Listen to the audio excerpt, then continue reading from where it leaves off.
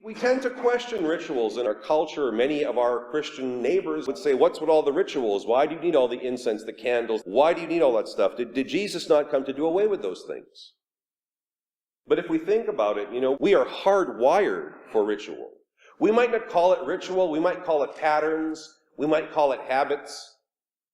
That's essentially ritual. Let me give you 3 quick examples. You're at a baseball game. At the end of the 7th inning, everybody gets up and what do they sing? Take me out to the ball game. That's a pattern. That's a habit. That's a ritual. At Thanksgiving, you gather together, and what do you eat?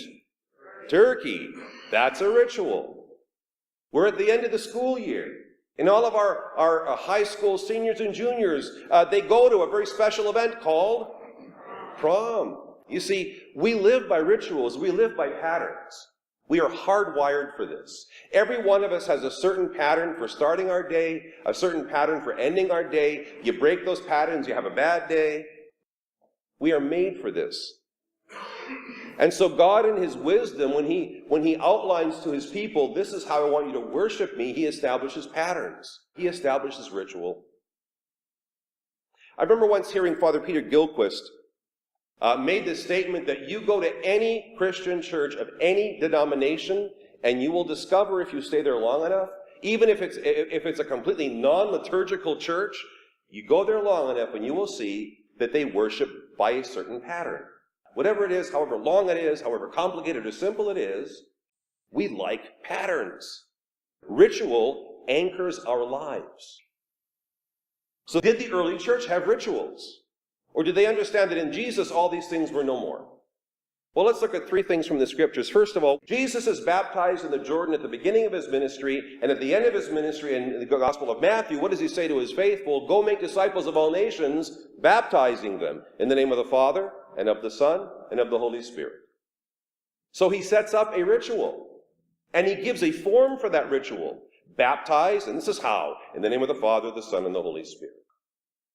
Before He goes to His trial and crucifixion, He sits at the supper with His disciples. He takes the bread and says, take, eat, this is my body, broken for you. He takes the cup and says, drink of this, all of you, this is my blood, shed for you. Then what does He say?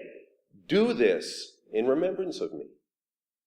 He establishes a ritual.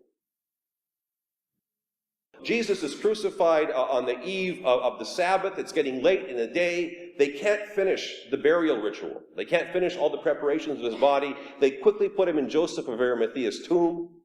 But these women, you see, on the day after the Sabbath, that's the Sunday morning, they take the ritual of preparing the body so seriously that even though Jesus is already buried, and even though He's in a place where it actually could be, it could cost them their lives to go into that tomb because it was sealed with the Roman seal. You break that seal, that's a crime. In spite of all that, they needed to finish the ritual. They needed to go and anoint His body. And as a result of taking that ritual so seriously, they become the first people to hear the word, Christ is risen from the dead. So there was clearly ritual. And it's not the problem of our rites and our rituals. That's not the issue. But it's how we relate to them. It's not just that if you say the right words in the right order, all of a sudden something poof and magically happens. It's not Harry Potter. But by the same token, it's not something we should take in a perfunctory sense. Yeah, been there, done that, it's okay. We have to take these things seriously because through these things, we encounter the living God. And because we are physical beings, because we have bodies, eyes, ears, and such, we need these things to help us to connect with the spiritual realities, and that's what it does.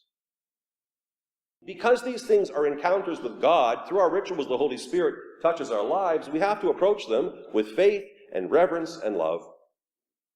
They are life-changing.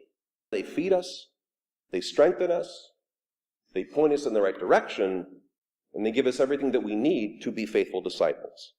Amen.